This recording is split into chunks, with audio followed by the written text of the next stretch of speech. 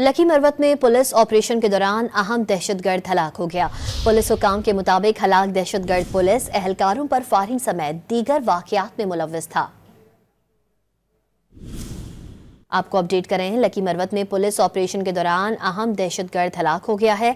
Police हुकाम के मुताबिक हलाक दहशतगर्द पुलिस एहलकारों पर फायरिंग समेत दीगर वाकयात में मुलव्विस था। मारा गया दहशतगर्द पुलिस एहलकारों पर फायरिंग समेत कई वारदातों में मुलव्विस था। लकी मरवत में पुलिस ऑपरेशन के दौरान अहम दहशतगर्द हलाक हो गया है। लकी मरवत में पुलिस ऑपरेशन के दौरान अहम दहशतगर्द हलाक हो गया। पुलिस हुकाम के मुताबिक हलाक दहशतगर्द पुलिस एहलकारों पर फायरिंग समेत दीगर वाकयात में मुलव्विस था।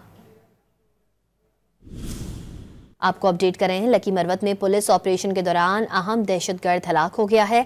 पुलिस हुकाम के मुताबिक हलाक दहशतगर्द पुलिस एहलकारों पर फायरिंग समेत दीगर वाकयात में मुलव्विस था। मारा गया दहशतगर्द पुलिस एहलकारों पर फायरिंग समेत कई वारदातों में मुलव्विस था। लकी मरवत में पुलिस ऑपरेशन के दौरान अहम दहशतगर्द हलाक हो गया है।